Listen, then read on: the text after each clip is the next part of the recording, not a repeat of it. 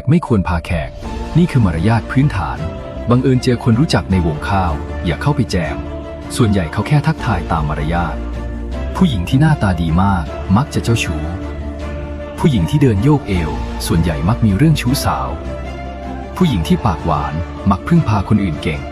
เวลากินข้าวผู้หญิงที่นั่งตรงข้ามคุณมักเปิดใจรับคุณมากกว่าคนที่นั่งข้าง